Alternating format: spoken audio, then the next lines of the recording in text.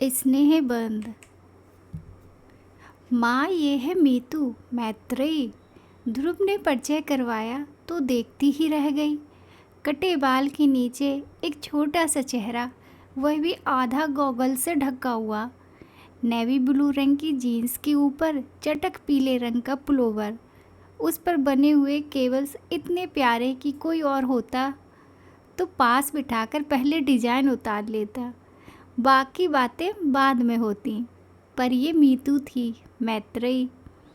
अपनी सारी प्रतिक्रिया मन में ही समेटकर मैंने सहज स्वर में कहा, ड्राइंग रूम में चलकर बैठो तुम लोग, मैं पापा को बुला लाऊं। बच्चों के पापा हंसमे मालूम बगिया में इजी चेयर में लेटे अखबार पढ़ रहे थे। 4 पन्नों का अखबार है, लेकिन पढ़ने में सुबह से शाम कर देंगे। अपनी सारी खींच उन पर उड़ेलते हुए मैंने कहा, बहुरानी आई है, चलकर मुआयना कर लीजिए। बहुरानी? उन्होंने चौंक कर पूछा, फिर चश्मा उतारकर मुझे सीधे देखते हुए बोले, बहुरानी आई है तो तुम्हारा स्वर इतना तल्ख क्यों है? 1-2 नहीं, साथ रहते पूरे 28 साल हो गए हैं। मेरे स्वर का एक एक उतार चढ़ाव उन्हें कंठस्थ हो गया है। फिर भी मैंने कोई जवाब नहीं दिया और चाय बनाने के बहाने रसोई में चली गई। आधा पौने घंटे बाद जब चाय नाश्ता सजाकर बाहर ले गई, उस समय ड्राइंग रूम कहकहों से गुलजार था। इस बीच शायद शिव भी कॉलेज से लौट आया था और उसी के किसी चुटकुले पर सब लोग ठहाके लगा रहे थे। मुझे देखते ही शिव ने आगे बढ़कर ट्रे थाम ली। ध्रुव ने मेज़ से सारा कबाड़ हटाकर जगह बनाई। पानी का जग और चटनी की शीशी अंदर छूट गई थी। ट्रे रखकर शिव दौड़कर दोनों चीज़ें ले आया। सब कुछ एकदम स्वाभाविक ढंग से ही हो रहा था। जब से सविता ससुराल गई है, बच्चे इसी तरह माँ का हाथ बटा लेते हैं। पर पता नहीं क्यों आज मुझे यह सब अच्छा नहीं लगा। थोड़ा तो सब्र किया होता इन लोगों ने। मैं भी तो देखती, मीतू नाम की ये लड़की कितना अदब कायदा जानती है। घर की बहू बनकर आ रही है। यह तो हुआ नहीं कि खुद चलकर किचन तक आती, झूठ मूठ ही सही मदद के लिए पूछती। बस लाट साहब की तरह बाहर बैठी रही। लड़के बेचारे बैरों की तरह दौड़ धूप कर रहे हैं। नाश्ते के लिए गरम गरम समोसे बना लिए थे, सूजी के लड्डू और घर का बना चिवड़ा भी साथ था। जनता ने नाश्ते का सरंजाम देखा और खुश हो गई। हाय माँ, आपने यह सब घर पर बनाया है? मीता किलक कर बोली। मैं तो बिलीव नहीं कर सकती, रोज़ इतना रिच नाश्ता देती हैं आप। तभी आपके दोनों सुपुत्र मोटूमल हो रहे हैं। हमें नज़र मत लगाओ, ध्रुव ने टोका। माँ की जीवन भर की साधना है हमारे पीछे। जानती हैं मीता जी, शिव ने कृत्रिम गंभीरता ओढ़ कर कहा, माँ ने हमको खिला पिलाकर ऐसा तैयार कर दिया कि अब कैसी ही कर्कश बीवी मिले हम निपट लेंगे। मैदान छोड़कर भागेंगे नहीं। कमरा एक बार फिर हंसी में डूब गया। मुझे लेकिन बड़ा ताव आ रहा था। मेरे बच्चों को मोटूमल कहने का हक इसे किसने दे दिया? अभी तो घर में आई भी नहीं और रौब झाड़ने लगी। वाह, यह भी कोई बात हुई? तुम्हारे माँ बाप ने तुम्हें नहीं खिलाया तो हम क्या करें? तुम अपने राज में डबल रोटी खिला खिलाकर उसे दुबला कर लेना बस। चलूँ माँ? मैंने अपनी तंद्रा से चौंक कर देखा। सब लोग उठ खड़े हो गए थे। मीता नमस्ते कर रही थी। गेट तक छोड़कर हम लोग लौट आए। ध्रुव उसे घर तक छोड़ने चला गया। पहली बार आई थी। बच्चों के पापा घर में आते ही शुरू हो गए, जिस तिस को तो तुम नेक बांटती फिरती हो, उसे यूं ही खाली हाथ भेज दिया। मैंने कोई जवाब नहीं दिया। खाली प्लेट प्याले समेटकर रसोई में चली आई। पहली बार आई थी तो क्या करें, रीति रिवाजों का ठेका क्या हमने ही ले रखा है? वह क्या एक बार झुककर पैर नहीं छू सकती थी? एकदम ही अंग्रेज बनी जा रही थी। सारी शाम मैं रसोई में ही बनी रही। मुझे मालूम था मेरी प्रतिक्रिया जानने को सब उत्सुक होंगे, पर मैंने किसी को हवा नहीं लगने दी। सिप तक एक दो बार आकर मंडरा गया, पर मैं व्यस्त होने का दिखावा करती रही। रात खाने की मेज पर भी एक अव्यक्त तनाव था। बच्चों के पापा ने एक दो चुटकुले सुनाकर उसे तोड़ने की कोशिश भी की, पर बात कुछ बनी नहीं। खाने के बाद भी काम कहाँ ख़त्म होता है। सारे दरवाजे खिड़कियाँ मुझी को देखनी होती हैं, घर भर की बत्तियाँ बुझानी होती हैं, टंकी में पाइप छोड़ना होता है, दूध दही के बर्तनों को जाली की अलमारी में रखना होता है, आंगन में सूखते कपड़े उतारना होता है। एक एक काम निपटाती जा रही थी कि देखा, ध्रुव पास आकर खड़ा हो गया है। माँ, उसने कांपते हुए स्वर में पुकारा। क्या है? तौलियों को तहाते हुए मैंने पूछा। तुम्हें मीता कैसी लगी? मेरे लगने का क्या है, तुम्हें पसंद आनी चाहिए बस। नो मम्मा, तुम्हारी पसंद बहुत ज़रूरी है, तुम्हारी और पापा की। शाम से मन में जो अंधड़ उठ रहा था ध्रुव के प्रश्न से तीव्र हो उठा। तुमने जवाब नहीं दिया माँ। अच्छा, ये बताओ, क्या उसे पता था कि तुम उससे कहाँ ले जा रहे हो? मैंने प्रश्न किया। हाँ, क्यों? तो क्या वह ढंग के कपड़े पहनकर नहीं आ सकती थी? कम से कम तुम उसे। मैंने कहा था माँ। फिर? वह बोली, मैं जैसी हूँ वैसी ही उन्हें देख लेने दो, बेकार नाटक करने से फ़ायदा। खैर, कपड़ों को छोड़ो, वैसे कैसी लगी बताओ? ध्रुव इतनी अजीजी से पूछ रहा था कि उसका दिल दुखाते ना बना। अच्छी है, मैंने अनमने ढंग से कहा और बात समाप्त कर दी, वरना सच तो यह था कि मैंने मीता को ठीक से देखा ही नहीं था। पहली ही नज़र में उसका हुलिया देखा और मन खट्टा हो गया था। बहू को लेकर मन में कितनी कोमल कल्पनाएं थीं, सब राख हो गई थीं। गुस्सा तो अपने लाडले पर आ रहा था।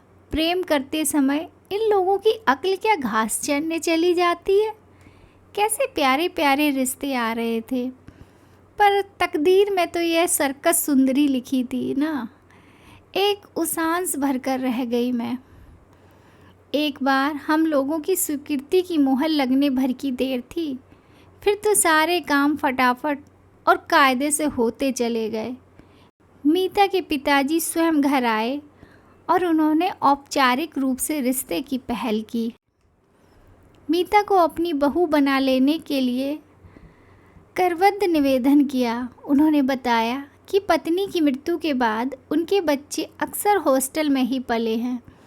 वे भी हमेशा टूर पर ही बने रहे। 2 साल पहले लड़की की शादी हुई है, तब से घर कुछ आकर ग्रहण लगने लगा है। हॉस्टल में रहने के कारण मीतू काफ़ी कुछ सीखने से वंचित रह गई है। वे तो डर रहे थे, पर ध्रुव ने उन्हें आश्वस्त किया है कि माँ बहुत सहनशील और स्नेहमयी है, वे उसे अपने अनुसार ढाल लेंगी। उत्तर में ध्रुव के पापा ने भी उन्हें आश्वस्त किया, कहा कि हम लोग इतने दकियानूशी नहीं हैं कि एक आर्किटेक्ट लड़की से 16वीं सदी की बहू तलाशे। इस प्रकार बहुत ही सौजन्यपूर्ण वातावरण में परिचय का पहला दौर समाप्त हुआ। फिर धूमधाम से सगाई हुई। दोनों पक्षों ने जी खोलकर खर्च किया। दान दहेज तो कुछ लेना नहीं, लेन देन की कड़वाहट भरी चर्चा से बच गए। फिर भी मैंने सबकी नज़र बचाकर समधी जी के हाथ में एक लिस्ट थमा दी थी। पहले बेटे की शादी थी, नाते रिश्तेदारों के नेक तो मिलने ही चाहिए थे। अपनी बेटी को तो लोग देते ही हैं, ज़िंदगी भर यह देना समाप्त ही नहीं होता, पर बाकी लोगों को मौका तो सिर्फ शादी में ही आता है ना। एक लिस्ट मैंने ध्रुव को भी पकड़ाई थी। लिस्ट क्या थी? होने वाली बहू के लिए पूरी आचार संहिता थी। मीता अब शादी के बाद इस घर में आएगी। भविष्य में वह बाल नहीं कटवाएगी, हाथ में चूड़ियाँ डालने की आदत डालेगी, शादी में सिर ढकेगी, घर में मेहमान रहेंगे तब तक साड़ी पहनेगी, लोगों के सामने ध्रुव को नाम लेकर नहीं पुकारेगी। खूब लंबी सूची थी, बारीक से बारीक जो भी बात याद आती गई जोड़ दी थी। शिव ने तो उसका नाम 20 सूत्री कार्यक्रम रख दिया था। आते जाते ध्रुव को छेड़ देता, दादा भाई भाभी को कितने सूत्र रटा दिए। कभी कहता भाभी से कहना फर्स्ट डिवीज़न ना आने से भी चलेगा, पर कम से कम पासिंग मार्क्स तो आने ही चाहिए। ये छेड़छाड़ सिर्फ मजाक के तौर पर नहीं होती थी, इसमें एक अव्यक्त आक्रोश भी था। माँ के कारण उन लोगों की इमेज एकदम पुराणपंथी हो गई थी। ध्रुव मुंह से तो कुछ नहीं कहता था, पर शिव के छेड़ने पर जैसी उदास हंसी हंस देता। उससे यह स्पष्ट हो जाता था।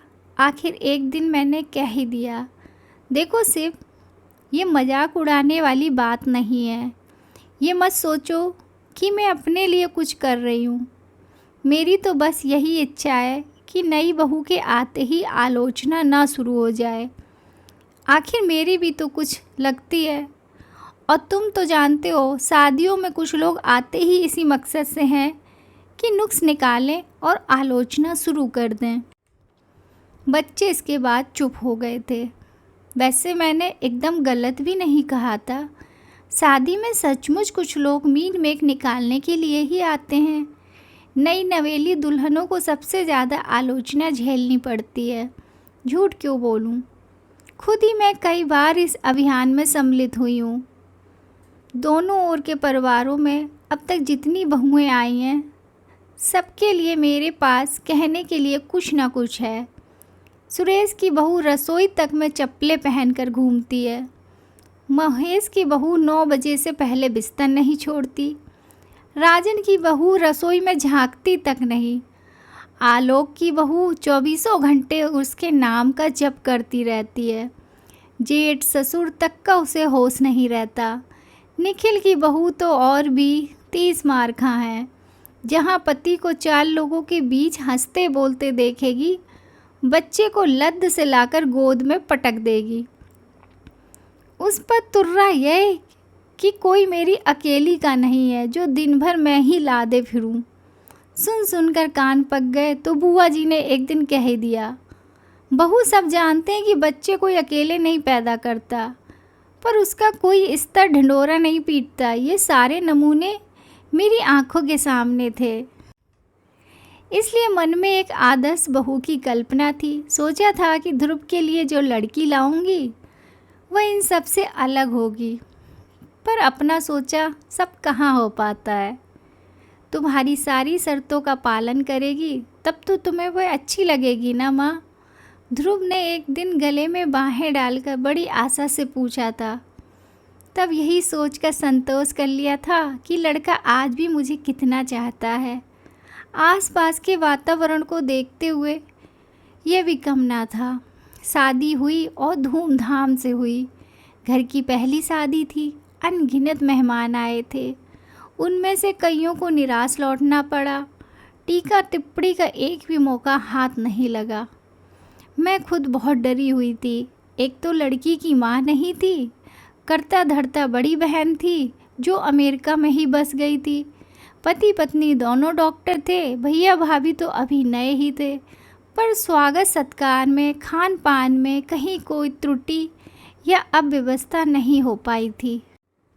मीता के पापा तो बिछे जा रहे थे, पर बहन बहनोई, भैया भाभी, चाचा ताऊ सभी सौजन्य और विनम्रता की मूर्ति बने हुए थे।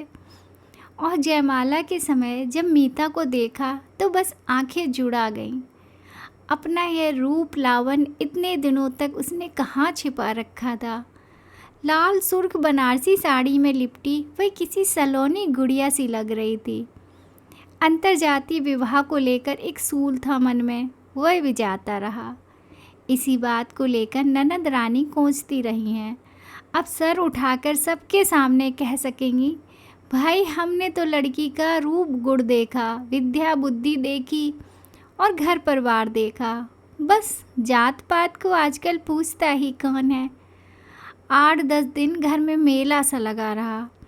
मीता जितने 2-4 दिन रही, नंदों के बीच दबी ढकी बैठी रही। उनके बच्चों का लाड़ दुलार करती रही, रिश्ते की सास और जेठानियों की मान मनुहार करती रही। सभी लोग प्रसन्न थे और जाते समय हर कोई मुझे बधाई देता हुआ गया। शादी के बाद दोनों 8-10 दिन के लिए मसूरी घूमने चले गए थे। उनके लौटने तक मैंने सविता को रोक लिया था। सोचा ननद भौजाई थोड़े दिन साथ रह लेंगी। दूसरे दिन सुबह सुबह मैं रसोई में व्यस्त थी कि सविता पास आकर फुसफुसाई, माँ बहुरानी को तो देखो। देखा, बड़े बड़े पीले फूलों वाली मैक्सी पहनकर वह मेज़ पर प्लेटें लगा रही है। मैं और सविता दोनों एक दूसरे का मुँह ताक रहे थे। इस बात को कौन उठाए और कैसे? मैं तो आजकल लड़कों के खौफ खाने लगी थी, पर सविता तो उन दोनों को घास नहीं डालती थी। दनदनाती हुई बाहर चली गई और बोली, मीता रानी, आज ये कौन सी ड्रेस निकाल ली? घर की ड्रेस है दीदी।